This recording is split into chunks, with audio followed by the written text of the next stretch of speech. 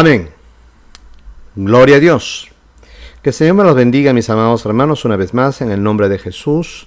Vamos a iniciar nuestro estudio de esta tarde que lleva por título, es una continuación, ¿verdad?, del estudio que hemos estado realizando acerca de Babilonia la Grande. Amén. Este es el estudio que estamos realizando y ya hemos llevado, creo que esta, si no me equivoco, sería la cuarta parte, si no me recuerdo mal, acerca de este inquietante tema bíblico que se encuentra en el libro de Revelación. Amén. Vamos a leer nuestro texto.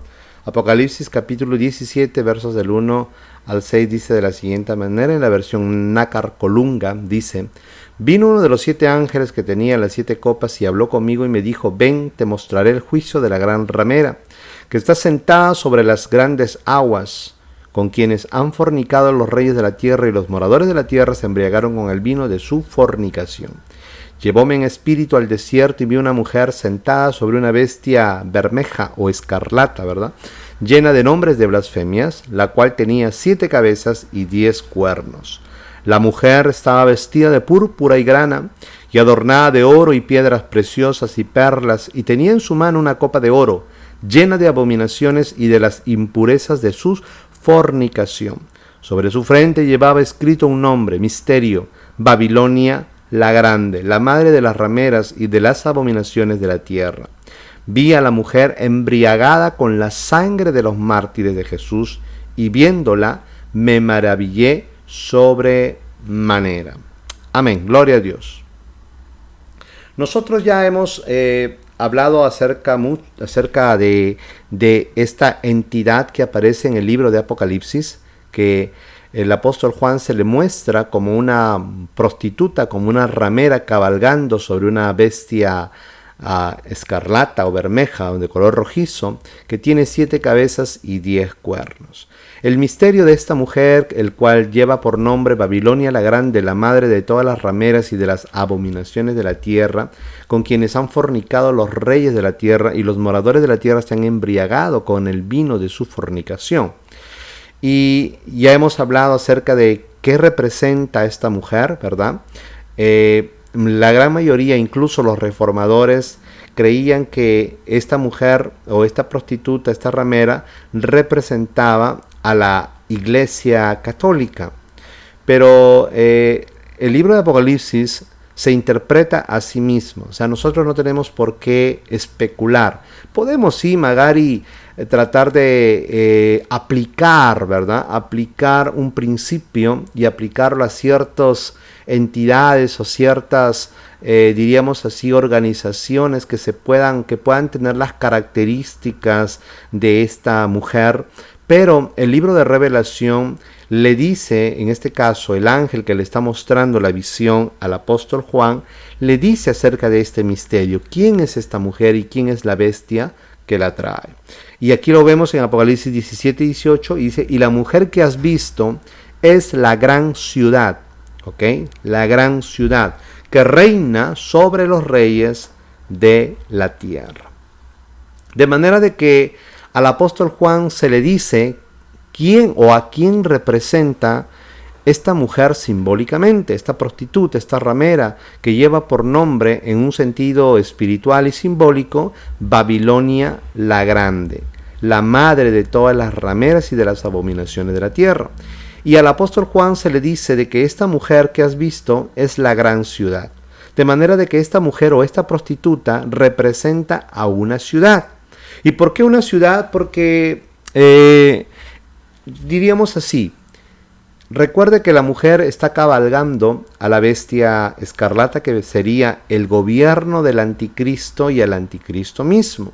O sea, esta bestia que usted ve en el libro de Revelación, capítulo 13, esa bestia que sale del mar o que sale del abismo, que tiene 7 cabezas y 10 cuernos, representa, hermanos, al gobierno del anticristo, o sea, su reinado, y también representa al anticristo mismo, a la bestia. De manera de que ahora esta mujer representa una ciudad. ¿Pero por qué una ciudad? Porque es la capital de diríamos así, hermanos, del reinado de la bestia. Recuerde que todo reino tiene una capital. Si nosotros vemos, por ejemplo, el reino de Israel, su capital era ¿quién? Jerusalén. Y también a Jerusalén se le presenta o se le simboliza en las Escrituras, en el Antiguo Testamento, como una mujer. Usted lo puede ver en el libro de Ezequiel, por ejemplo. Ahí se presenta a Jerusalén, a la ciudad, como una mujer. De manera de que la ciudad representa, obviamente está representando a sus habitantes. Tal es la ciudad, tales son sus habitantes. De manera que las características que tiene la ciudad son las características que tienen sus habitantes. Así también, hermanos, el reino de Dios, o sea, el reino de Dios que se impondrá o se establecerá sobre este mundo en la segunda venida del Mesías, el reino mesiánico, el reino de los cielos. Y usted tiene que entender, y ya le he explicado yo hasta la saciedad, de que cuando se habla del reino de Dios o el reino de los cielos, que son sinónimos, no se está hablando de un reinado en los cielos, aunque si Dios reina en los cielos y reina en el universo entero, pero cuando la Biblia o el Nuevo Testamento habla del reino de Dios o el reino de los cielos, es el gobierno de Dios o el gobierno del cielo sobre la tierra. En este caso, es Dios que va a gobernar este mundo, este planeta, el cual Él creó. Recuerde que esa potestad, esa autoridad le fue dada al primer Adán. O sea que el primer Adán fue creado a imagen y semejanza de Dios, con la finalidad de que pueda gobernar, de que pueda señorear, de que pueda reinar sobre la creación. Y sabemos que por causa del pecado, Adán perdió el reino, perdió esa potestad de poder reinar, él y su descendencia. Y de ahí comienza el proceso, hermanos, de restauración, hasta llegar al Mesías, por medio de la promesa que Dios comienza a los patriarcas, comienza con Abraham, con Isaac, con Jacob, con Moisés, con la ley y todo eso, hermanos, para al final, después por David, las promesas davídicas, para al final llegar al Mesías. El Mesías, quien sería el postrer Adán. Recuerde que el apóstol Pablo en su carta a los Romanos lo llama a Jesús como el postrer Adán, el último Adán. De manera de que el primer Adán es la cabeza de una raza, en este caso una raza caída, designada a la muerte por causa del pecado. Mas el postrer Adán es la cabeza de otra raza, de otra descendencia, podríamos llamarlo así, que ha sido redimida, que ha sido salvada, que ha sido justificada y que tiene la promesa de la vida eterna. Por cuanto el reino de Dios es eterno, los que vayan a ingresar o a formar parte de ese reino tienen que tener vida eterna. Y por ende el Mesías, quien va a ser el rey de ese reino, así como lo fue Adán, como lo expliqué en el inicio, pero él lo perdió por causa de pecar, de desobedecer el mandato del Eterno, así ahora el Mesías, por su obediencia, por eso que dice, por cuanto él se humilló hasta lo sumo, hasta la muerte, fue obediente hasta la muerte y muerte de cruz, Dios lo va a superexaltar hasta lo sumo. Y le va a dar el nombre que es sobre todo nombre, para que al nombre de Jesús se doble toda rodilla de los que están en los cielos, en la tierra y debajo de la tierra, y toda lengua confiese que Jesús es el Señor, para la gloria de Dios Padre. Así que el reino se le da al Mesías, como aparece también en el libro de Daniel, que usted lee en el libro de Daniel, cuando se ve, Daniel tiene la visión del anciano de días, está el trono del Padre, el cual se ve como llamas de fuego y miríades estaban delante de él, y luego apareció entre las nubes del cielo uno como hijo de hombre, el cual fue presentado ante el anciano de días y le fue dado poder, autoridad y un reino, el cual no pasaría o no tendría fin jamás. Y esa es también, hermanos, en la anunciación, la cual el ángel le hace a la Virgen María, o Miriam, que es en hebreo, le dice, y el Señor su Dios le dará el trono de David, su padre, y él reinará sobre la casa de Jacob por los siglos de los siglos, y su reino no tendrá fin jamás. Se sentará en el trono de David, su padre, y reinará.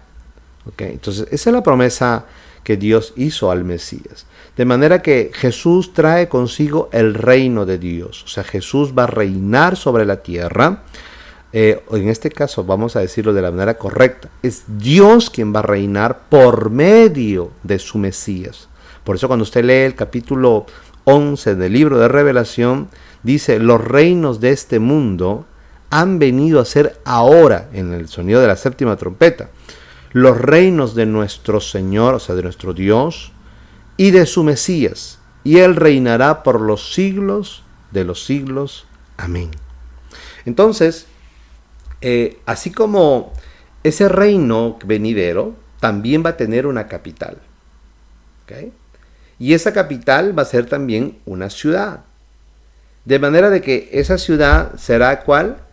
La Nueva Jerusalén. Ya hablamos del reino eterno, ¿verdad? Quizás en el milenio la capital será Jerusalén, la que nosotros conocemos, pero esa ciudad, esa Jerusalén es un prototipo de la verdadera Jerusalén que va a descender del cielo, que es la ciudad de Dios. Recuerde que esa ciudad que tiene, si las medidas que da el libro de Revelación son literales, si son literales, estamos suponiendo, nos pueden ser simbólicas también, no lo sabemos, pero si son literales, las medidas de la ciudad de la Nueva Jerusalén o la Jerusalén celestial mediría aproximadamente el tamaño de toda Europa, la cual se va a posar sobre la tierra. Entonces imagínense usted semejante ciudad, ¿verdad? Semejante ciudad. Y habrán naciones fuera de la Nueva Jerusalén. Usted lo ve en el libro de Revelación, nos dice de que las naciones traerán la gloria de ellas a la Nueva Jerusalén. Y entrarán por sus puertas y ahí traerán la gloria de las naciones. De manera que en el reino eterno habrán naciones que sobrevivirán y formarán parte del reino. Y sobre esas naciones estarán reinando aquellos que hayan sufrido y que hayan muerto por causa del Mesías. Recuerde que el Señor Jesús dijo, al que salga vencedor en una de las cartas a las 7 iglesias, yo le daré autoridad sobre las naciones, como yo la he recibido de mi Padre, y las regirá con vara de hierro. Note eso. Entonces la iglesia va a reinar juntamente con el Mesías sobre las naciones. Entonces van a haber naciones que entrarán al reino. Eso es algo muy precioso, hermanos, que nosotros tenemos un día que estudiar. Y cuando hemos estudiado ya lo que es el reino, hemos visto un poco cómo sería la temática del reino. De manera de que la capital de ese reino, tanto diríamos del reino eterno, el reino de Dios, va a ser la Nueva Jerusalén, una ciudad. Por eso que a ella también se le presenta cuando dice, vi la Nueva Jerusalén descender del cielo como una esposa ataviada para su marido. Entonces note que ahí se le ve, también se le va a prefigurar, se le va a representar en forma simbólica a esta ciudad también como una mujer, pero en este caso como una novia virgen pura. Y obviamente la Nueva Jerusalén, porque ¿quiénes son los que van a habitar ahí? La iglesia del Señor, de manera que ellos van a ser los habitantes de la Nueva Jerusalén. Así que tal es la ciudad, tales son sus habitantes. Eso es interesante. Amén. Bueno, por eso que las Escrituras nos mandan a que pongamos nuestra mirada en las cosas celestiales, en las cosas de arriba. Amén. Porque si ponemos nuestra mirada en las cosas terrenales, nos quedaremos con lo terrenal. O sea, Dios nos va a conceder aquello que nosotros más amamos. Eso téngalo por seguro. Dios nos va a conceder lo que más amamos.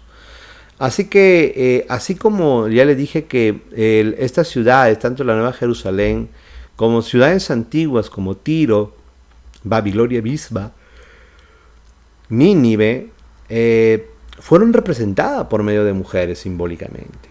Así también entonces, esta ramera que aparece en el libro de Revelación, que es un misterio, representa una ciudad. ¿Okay?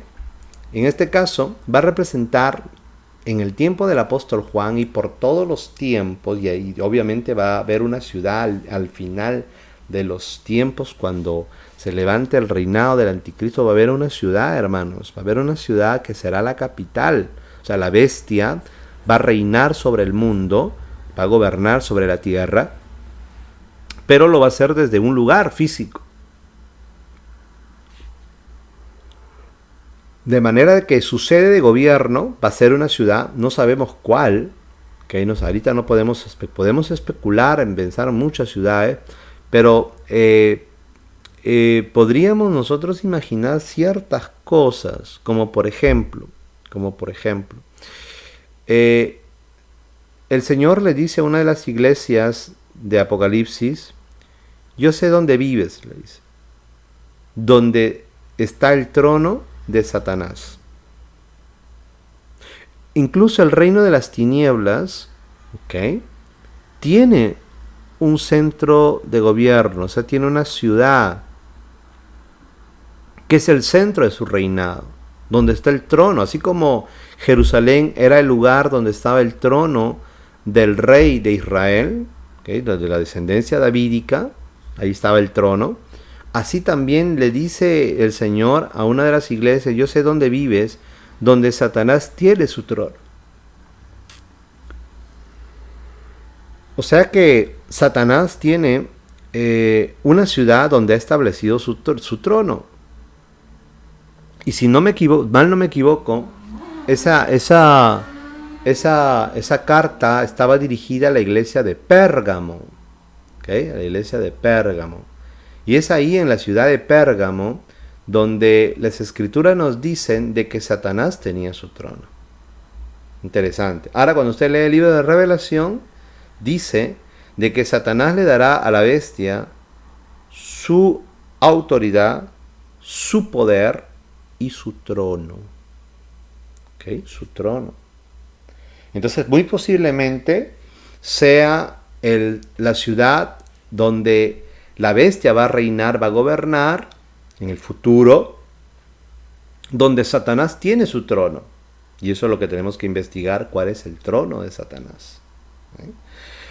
De manera de que, pero en la antigüedad, para quienes estaba dirigida la carta de Revelación, definitivamente había una ciudad que reinaba sobre los reyes de la tierra. Y esa ciudad, que era la capital de un imperio, de la cuarta bestia, era definitivamente la gran ciudad de Roma. Era una gran ciudad. Esto es interesante, dice, porque la mujer está sentada sobre 7 montes. Y usted recuerda recuerde bien eso, de que Roma era conocida como la ciudad de las 7 colinas. Así se le llamaba. Incluso en las monedas antiguas, hermanos, eso es tremendo, que en las monedas antiguas del imperio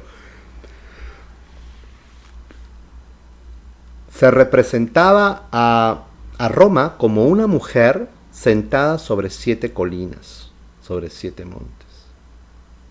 Entonces eso es tremendo. Entonces está representado obviamente los que leían en el tiempo del apóstol Juan, primer, segundo siglo hasta tercer siglo, los que leían la carta o el libro de Apocalipsis, definitivamente identificaban rápidamente cuando leían, y la mujer que has visto, la gran ciudad que reina sobre los reyes de la tierra, identificaban a esta ciudad como la ciudad de Roma, la capital de aquel gran imperio romano. Amén. Hemos visto que la mujer, hemos visto sus vestiduras, su atavío, ¿verdad? Cómo se viste, y hemos visto las riquezas que tenía Roma, los lujos que habían en aquellos tiempos. La mujer está ebria de la sangre de los santos. Vimos, hermanos, cómo esta entidad o este imperio romano, de la cual tenía su capital Roma, y ahí se encontraba el Coliseo romano, ¿verdad? El Coliseo romano, el anfiteatro romano, donde es, hermanos, hasta el día de hoy queda en las ruinas, pero es el vestigio, diríamos así, de la cual está manchada de la sangre de los mártires del Señor. Ahí se hacían los juegos de los gladiadores, y se representaban batallas, hermanos, en directo. Bueno, no había cine, entonces se representaban en forma teatral ciertas batallas, conquistas que los grandes generales de aquel imperio habían tenido, y los representaban ahí, las diferentes conquistas contra los cártagos, contra los germanos, etcétera, etcétera, contra los bárbaros. Entonces se hacían representaciones ahí en la arena de aquel gran coliseo. Ahí se llevaban caballos con carros, se ponían soldados, legiones de romanos que peleaban contra esclavos que los eran o condenados a muerte, que los disfrazaban como bárbaros, y era una carnificida, era eso.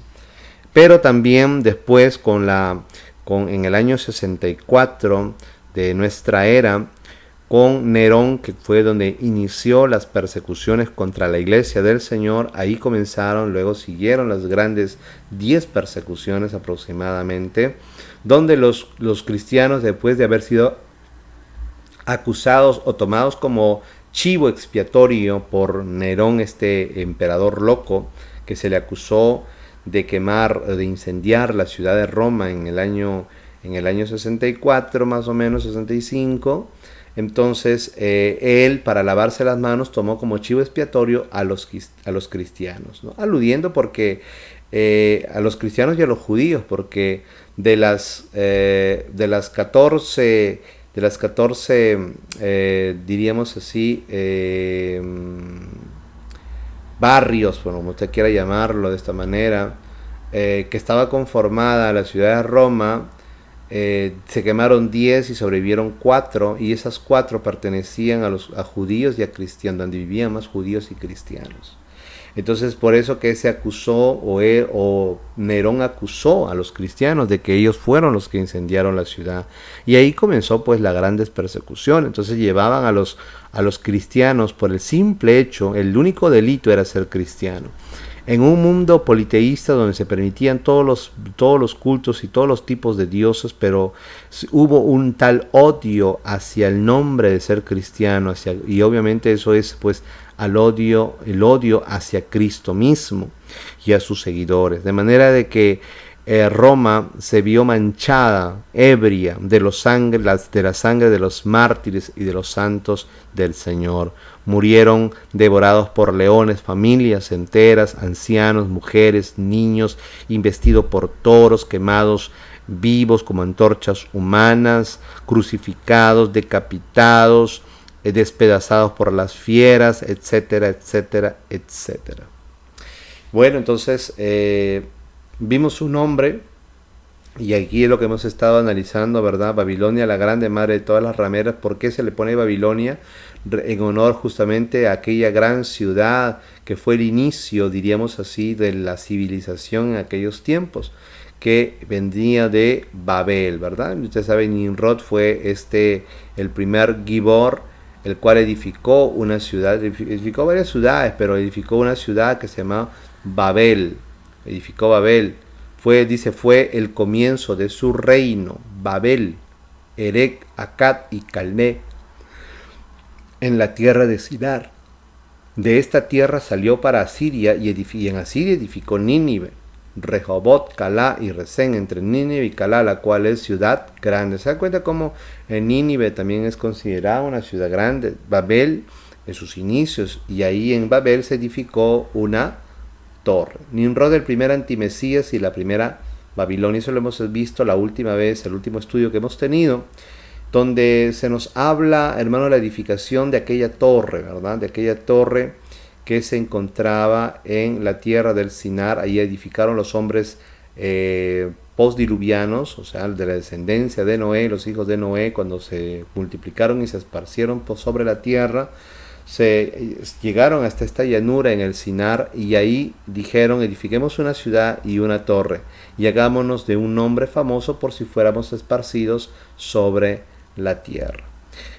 Hablamos también acerca, hermanos, de el espíritu de Babel, ¿verdad? ¿Se acuerdan de esta torre cuyo significado también, hermanos, era púlpito? ¿Se acuerdan que hablamos del espíritu de Babilonia metido hoy en las iglesias, donde los hombres, los pastores, los predicadores, los cantantes están edificando su torre, púlpito, que también es su significado en Esdras, se traduce como púlpito, para hacerse de una fama, de un nombre famoso? Porque la palabra nombre, que es Shem, significa nombre, renombre, fama. ¿Okay? Nombre, eso es lo que significa. Entonces hoy en las iglesias se está edificando, hermanos, hombres que están edificando sus propias torres, sus propios púlpitos. La palabra torre se deriva de una palabra hebrea que lo que quiere decir es una tarima, un lugar elevado, una pirámide, una torre, un púlpito. Okay, por eso que les dije que aparece en el libro de Esdras. Cuando Esdras va a leer la ley de Moisés, se levanta un púlpito y es la misma palabra que aquí en el libro de Génesis se traduce como torre.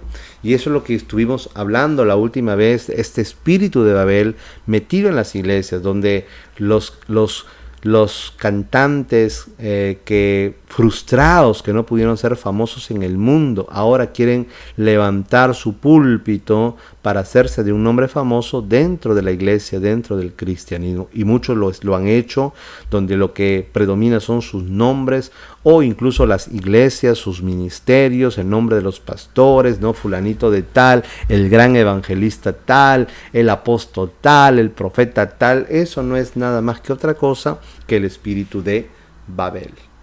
Que el Señor reprenda al diablo.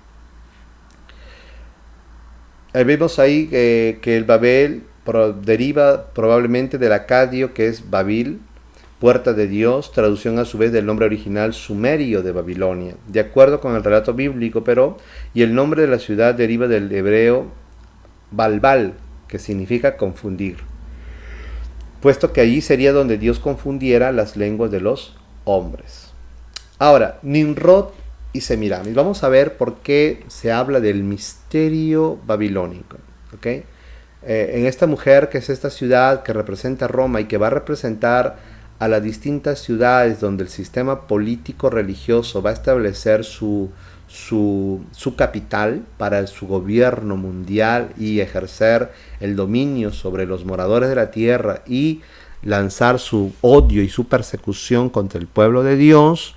Vamos a ver por qué, hermanos, siempre han heredado lo que se conoce hasta el día de hoy en los siglos, a través de los siglos, dentro de los círculos místicos, dentro del misticismo, dentro del ocultismo, como los misterios babilónicos. Entonces, todo esto, hermanos, viene y procede de Babilonia, de Babel, con Nimrod y Semiramis.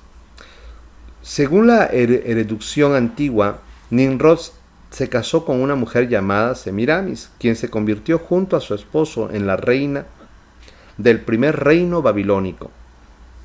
Según estas mismas tradiciones, tras la muerte de Nimrod, Semiramis, quien había quedado en estado de su esposo, alegó que quedó embarazada siendo virgen. Oiga eso, que un embarazo virginal, eso es lo que ella alegó. Y que el niño que iba a nacer sería la reencarnación, no la reencarnación, sino la encarnación de su padre, a quien ella había declarado como un dios. O sea, Semiramis declaró como dios a Nimrod y dijo que su hijo, que le había nacido, según ella, que lo había concebido siendo virgen, no era más otra cosa que la encarnación de Nimrod mismo. Lo cual le confirmó a Semiramis el título de Virgen Madre y también como reina diosa. Fue llamada la Reina del Cielo. Oiga eso, este nombre peculiar, la Reina del Cielo, se le llamó a esta mujer que era una bruja, que era una idólatra, era una ocultista, llamada Semiramis. La reina Semiramis, vamos a verlo aquí. Okay. La reina del cielo. Jeremías capítulo 7 verso 18 dice: los hijos recogen la leña, encienden el fuego, los padres y las mujeres amasan la pasta con manteca para hacer tortas y presentarlas como una ofrenda a la que adoran por reina del cielo y ofrecer libaciones a los dioses ajenos y provocarme a ira. Ya en los tiempos del profeta Jeremías, obviamente antes de la deportación a Babilonia, había este culto a esta entidad femenina llamada la Reina del Cielo. Esta adoración, hermanos, a Semiramis fue cambiando de nombre a través de los años y a través de las culturas y a través de los pueblos. Fue cambiando de nombre, pero el culto era el mismo, a la diosa madre, a la diosa de la fertilidad, del amor y también, hermanos, sobre todo, se le conocía con este título como la diosa del cielo, a la cual, hermanos, era un culto obviamente pagano, ¿ok? Pagano, a lo cual los israelitas, sobre todo las mujeres, habían abrazado este culto pagano en el pueblo de Israel. La reina del cielo. Los misterios babilónicos. Semiramis estableció así una religión de misterios que pronto se difundió por toda la tierra habitada, una religión de misterios caracterizada por la figura de una diosa madre junto a su dios hijo. El hijo de Semiramis se llamó Tamuz. Semiramis y Tamuz pasaron a llamarse Astarot y Tamuz entre los fenicios, quienes a su vez llevaron este culto babilónico a otros pueblos. Por ejemplo, en Egipto, estos dioses se llamaron Isis y Horus, Afrodita y Eros en Grecia, Venus y Cupido en Roma y muchos otros nombres en otras culturas. De manera de que fue en Babilonia, con Nimrod y sobre todo con Semiramis, que empiezan, hermanos, los cultos idolátricos, sobre todo a esta entidad femenina, ¿okay? Sobre todo esta entidad femenina de la diosa madre, la Virgen Madre, con su niño cargado entre sus brazos o sentado entre sus piernas, o también amamantándolo. Es una representación clásica, hermanos, de Semiramis y su hijo Tamuz. Recuerde que a Tamuz se le ve en el libro de Ezequiel, donde las mujeres lloraban o hacían endechas a Tamuz. Tamuz posteriormente también se le conoció como el dios Sol, ¿okay? Como el dios Sol. Es la adoración también a Tamuz. Vamos a continuar. Los misterios babilónicos en el Imperio Romano. Entonces, mire, los misterios babilónicos de idolatría y ocultismo que nacieron en Babilonia, ¿okay? Con estas grandes culturas, y de ahí se transmitió a las diferentes pueblos, culturas y ciudades de aquellos tiempos antiguos, y fue pasando a los egipcios, fue pasando, hermanos, a otras culturas, a los medos, a los persas, a los griegos, hasta llegar a Roma. Recuerde que Roma asimiló a las otras grandes culturas. El imperio babilónico con Nabucodonosor y posteriormente después con su nieto Belsasar fue conquistado, hermanos, por Darío el Grande, ¿verdad? ¿Usted se acuerda? Por Darío el Grande fue conquistado Babilonia, y Babilonia llegó a formar parte del imperio de los medos y los persas. Luego, posteriormente, Babilonia fue conquistada por los griegos, por Alejandro Magno, aquel gran conquistador que a sus 30 años, hermanos, había conquistado prácticamente el mundo entero de aquel tiempo conocido, llegando hasta la India y muriendo muy joven de una extraña enfermedad. Luego viene el gran imperio romano, el cual conquistó al imperio griego macedonio y asimiló la cultura, ¿okay?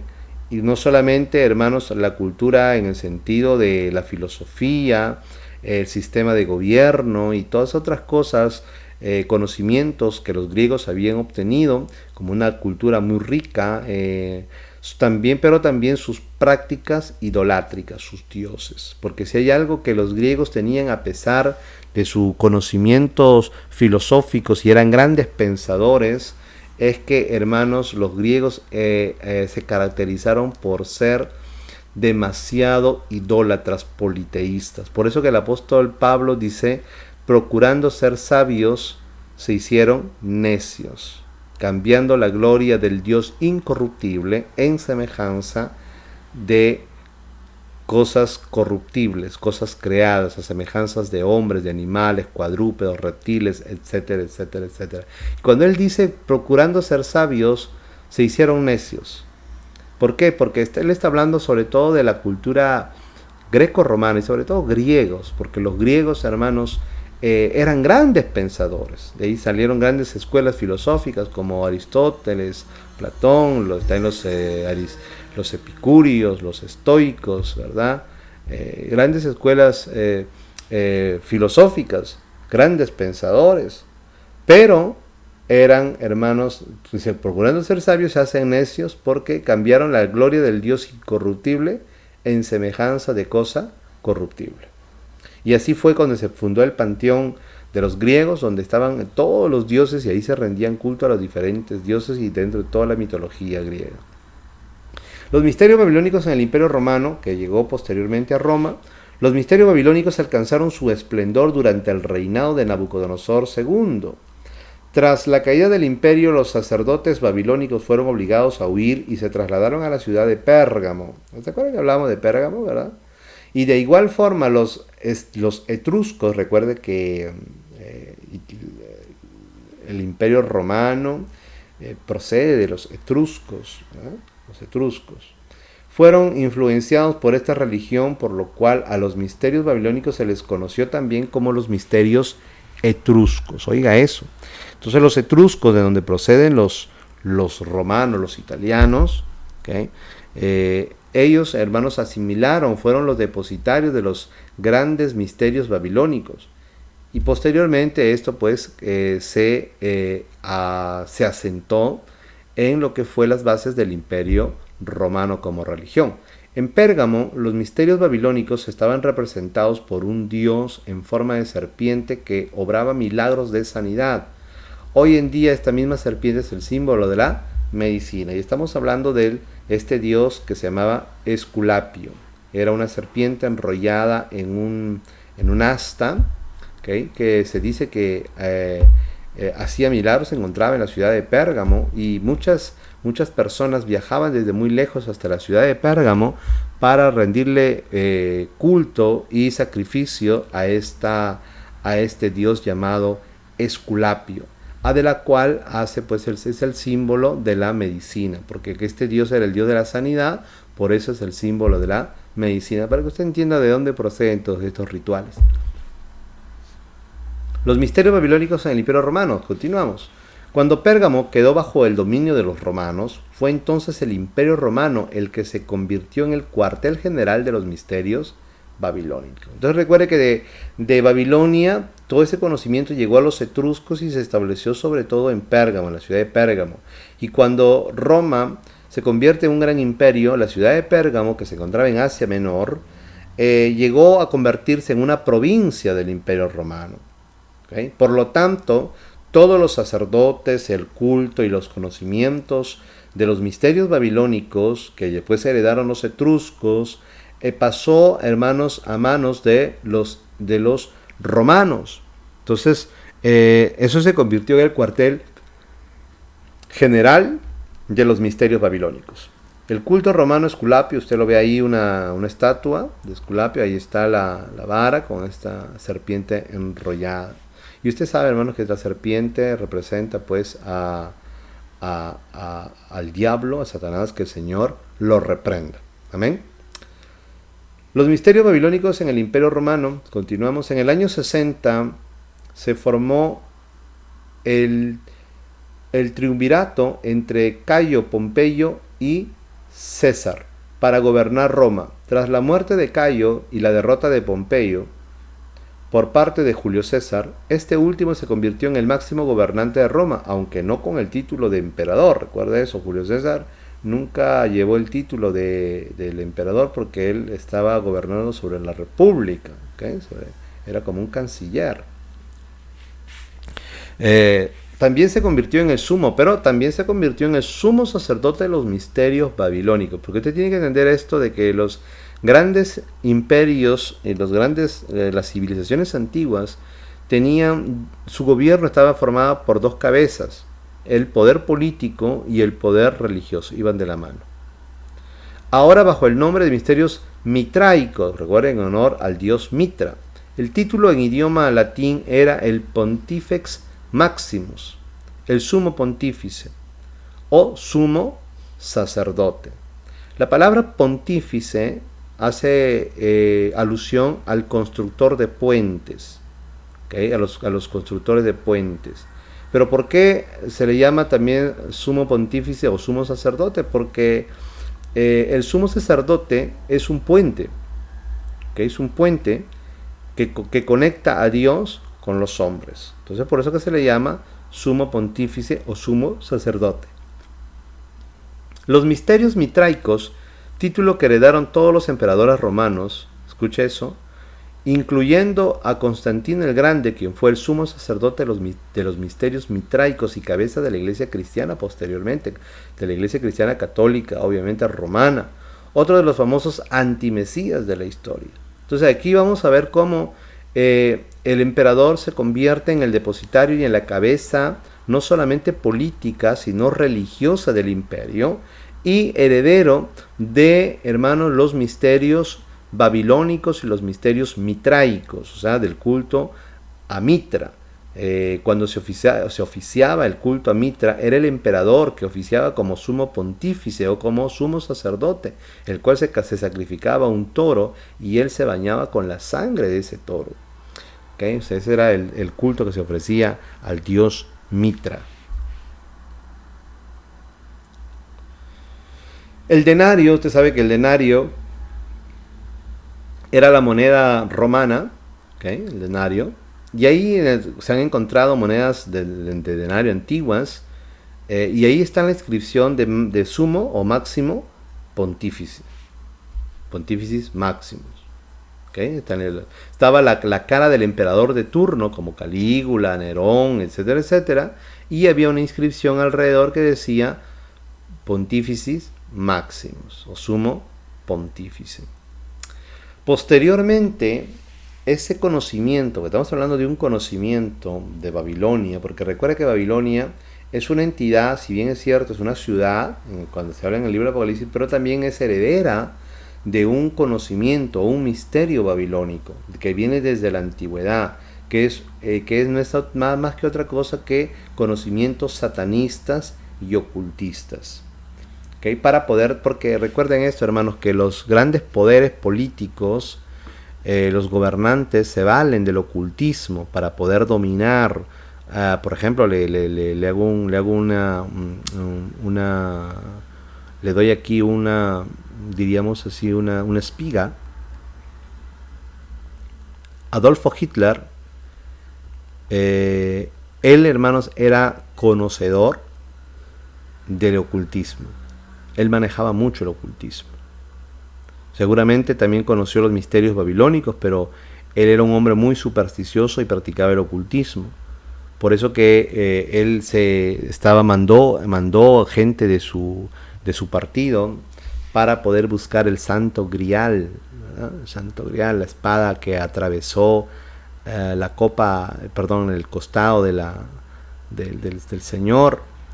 La lanza que atravesó el costado, la supuesta lanza, ¿verdad? No sé decir la original, la verdadera. También pero él era, hermano, porque se creía que esta lanza tenía poderes místicos, poderes especiales, y que el que la tuviera en su mano, pues, como era la lanza que había atravesado el costado del Señor, pues dominaría el mundo. Entonces, para que usted entienda que Hitler fue un hombre muy místico y conocedor, pues, hermanos, de misterios ocultos, de todo lo que tenga que ver con el ocultismo. Él manejó mucho lo que es el ocultismo. Entonces, todo ese conocimiento romano, obviamente, pasó posteriormente, a partir del siglo III en adelante, a lo que hoy conocemos como el catolicismo romano, heredero de los misterios babilónicos. El catolicismo romano no es una mera religión, ¿okay? No es una mera religión.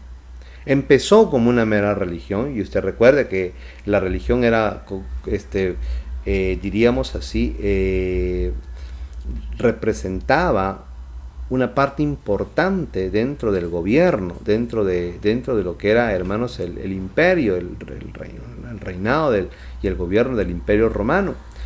Así que cuando Constantino el Grande tuvo su supuesta conversión al cristianismo, después de ver una señal en un sueño con una cruz encendida en fuego y unas letras que le decía: con este emblema o con este símbolo vencerás las batallas.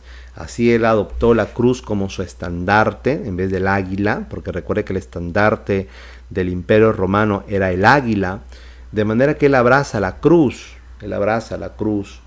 y lo lleva como estandarte en sus batallas, y efectivamente comenzó a tener grandes victorias.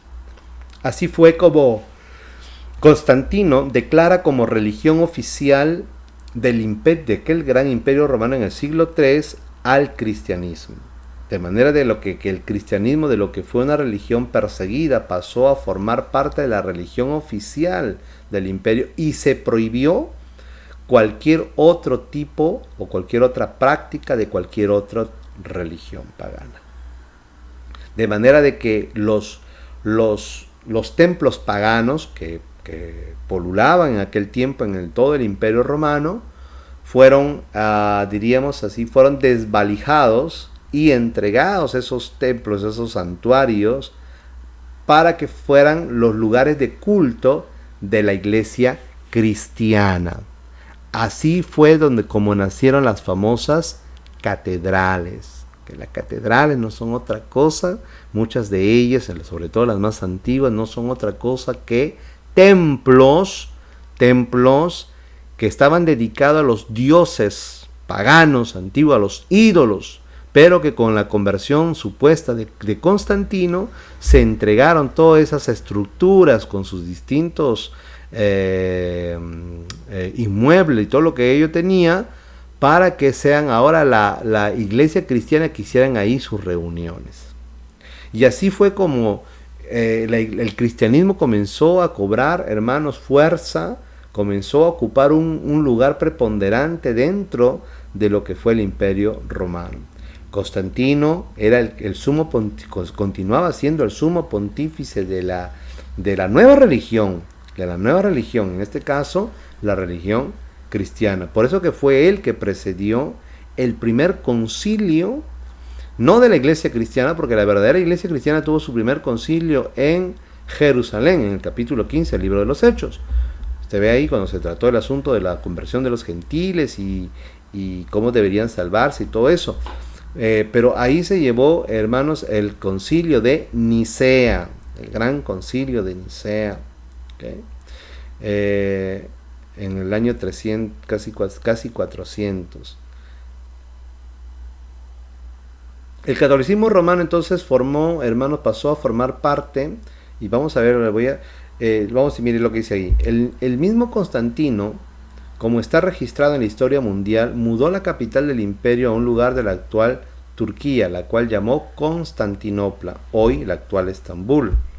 ¿Okay? A partir del siglo V, el imperio se fue debilitando y perdiendo su dominio sobre el Medio Oriente y parte de Europa.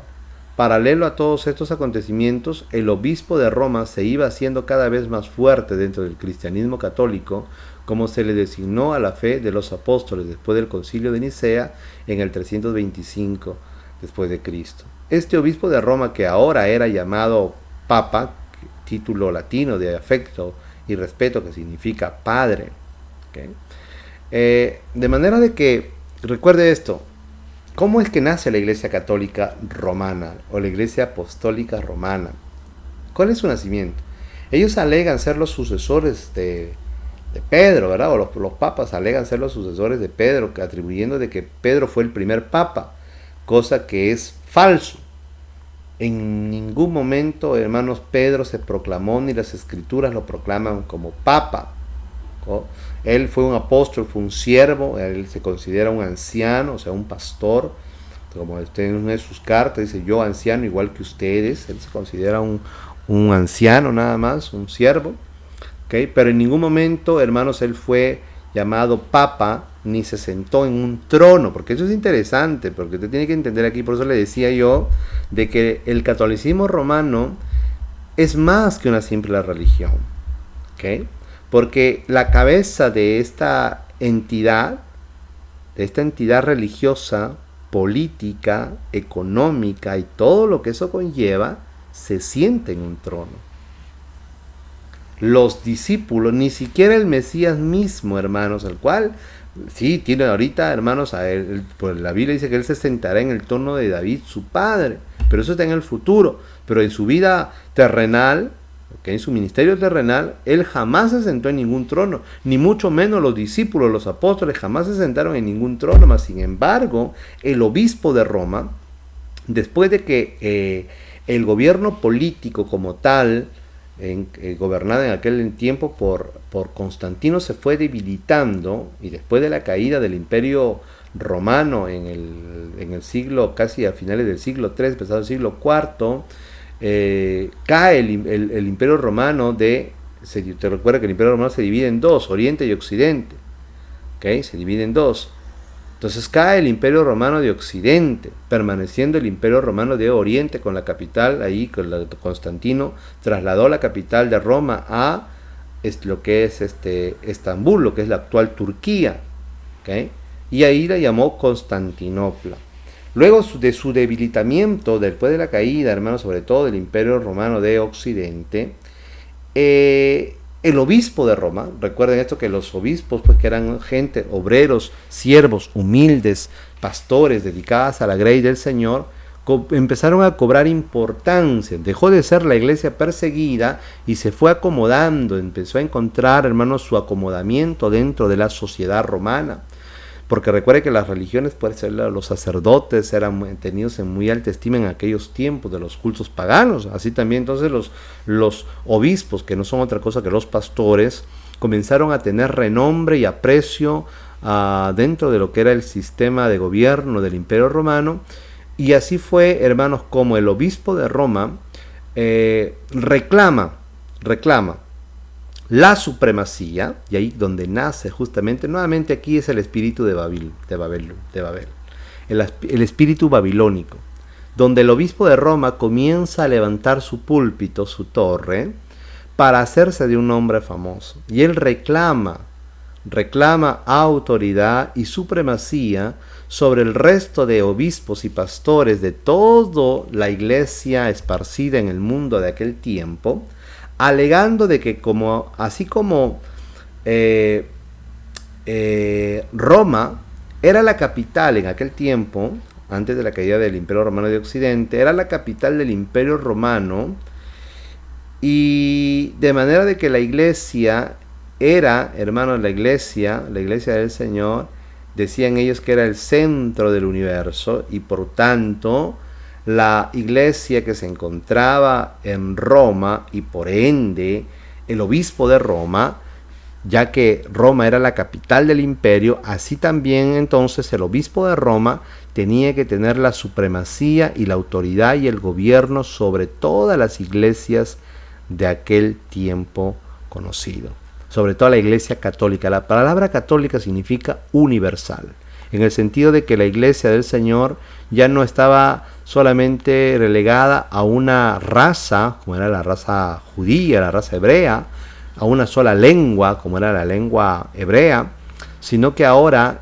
la iglesia estaba conformada por gente de toda tribu, de toda lengua y toda nación.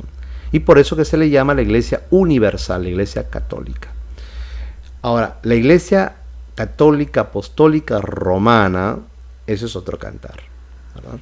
Entonces es ahí donde se va, y hay una pugna, después cuando Roma, que se está dividida en dos, el obispo de Oriente, ¿okay? El obispo de Oriente se rebela contra el obispo de Roma, y hay una pugna de poderes. Recuerden que qué interesante, ¿verdad? Tal como era Roma el sistema, ellos, o sea, la iglesia se había ido acomodando al mundo, al sistema del mundo. La ambición por el poder, la ambición por la fama, por la supremacía, por el buen nombre. El espíritu de Babel se apoderó de los pastores de la iglesia en el siglo III, y comenzaron las pugnas, la lucha de poderes. Porque recuerde que el que se hacía de cabeza de esta nueva religión, que ahora estaba siendo reconocida como la religión oficial de aquel gran imperio, iba a ser, pues, hermanos, el heredero de poder, de riqueza, de fama, de renombre, etcétera, etcétera, etcétera. Entonces no era otra cosa, hermanos, que una lucha y pugna de poderes por alcanzar la supremacía. De manera de que el obispo de Oriente, ¿okay?, de Constantinopla, no aceptó la supremacía del obispo de Roma. O sea, no lo reconoció como heredero, como decían ellos, sucesor del apóstol Pedro. La piedra de la cual el Señor dijo que sobre esa piedra fundaría su iglesia, sino que no aceptó esos reclamos de supremacía del obispo de Roma. Y así el catolicismo como tal se va a dividir también en dos. Tal como estaba dividida Roma en dos, también el catolicismo, esta religión que nacía, porque yo le tengo que decir que el catolicismo no es la iglesia cristiana. ¿Okay? Comenzó un proceso de involución, diríamos así, donde se metieron lobos rapaces, ¿okay?, que destruirían al rebaño, y abrazaron, transformaron el cristianismo en una religión pagana más, con intereses netamente personales, con intereses de fama, de poder, de riquezas, de dinero, etcétera, todo lo que Babilonia ofrecía, todo lo que Roma ofrecía, todas sus riquezas y todo lo que ella tenía. De manera de que fue así, hermanos, donde el catolicismo romano, apostólico romano, se va a dividir en dos. Y así la iglesia se parte en dos, en la iglesia católica de Occidente y la iglesia católica de Oriente. Siendo la iglesia católica de Oriente, el obispo de Oriente, llamado patriarca, y el obispo de Occidente, tomando el título de papa. Y no solamente eso, sino que luego, posteriormente después, abrazando el mismo título, ya con la decadencia del poder político, abrazando el mismo título y por ende la sucesión de los emperadores romanos, el título de Pontificis Maximus o Sumo Pontífice.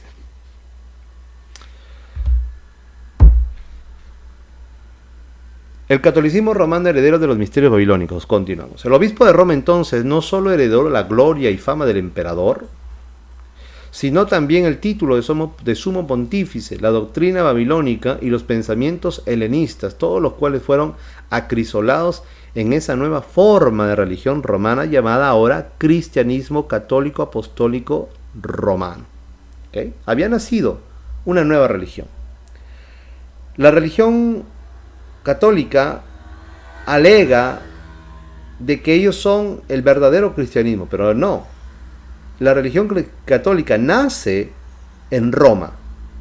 ¿Okay? Recuerde que la iglesia no nace en Roma, la iglesia como tal nace en Jerusalén, en Israel, era judía.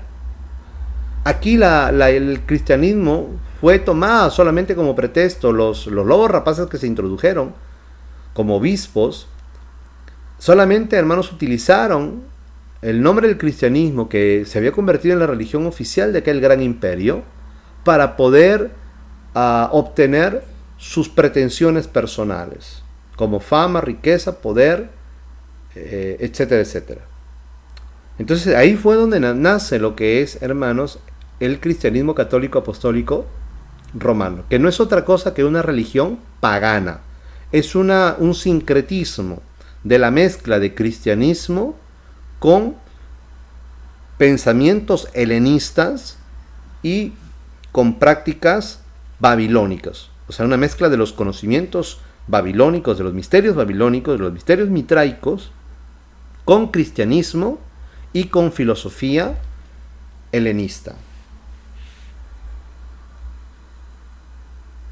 Y aquí vamos a verlo de una manera increíble, cómo, hermanos, los papas, posteriormente, ya cuando ellos tomaron ese título, ¿verdad?, de papa, van a estampar su propia moneda, y hasta el día de hoy lo tienen, y usted va a ver que cada papa de turno tiene su imagen estampada en la moneda de lo que hoy es la ciudad del Vaticano, porque ya le dije que el catolicismo romano no es una mera religión, sino que es un sistema político, económico, religioso. ¿Okay? Entonces usted ve ahí, por eso que tiene su propia moneda. ¿Usted ha visto que la iglesia católica, la iglesia cristiana verdadera, genuina, tenga su propia moneda? Eso era de los emperadores, del dracma. Y eso, de manera de que podríamos decir que el catolicismo romano apostólico es la continuación, es una mutación de lo que fue el Imperio Romano. De manera que el Imperio Romano aún persiste y sobrevive en lo que nosotros conocemos como esa entidad asesina, porque es asesina, que es lo que se conoce como el catolicismo apostólico romano. Y aquí vemos a los papas de turno con su inscripción, sus nombres y el título que llevaban los emperadores, que es Sumo Pontífice o Pontificis Maximus. Vamos a quedarnos hasta aquí, hasta el día de hoy. Y gracias por vuestra atención, que el Señor los bendiga. Tenemos todavía bastante que aprender, pero por hoy es suficiente. El próximo jueves vamos a continuar con este recorrido de la historia de lo que fue Babilonia, Babel, y cómo fue evolucionando y se fue llegando los misterios babilónicos hasta lo que fue Roma, para llegar hasta nuestros días y catapultarnos a lo que será el futuro en el gobierno del Anticristo. Que Dios me los bendiga a cada uno de ustedes ricamente en el nombre de Jesús. Amén.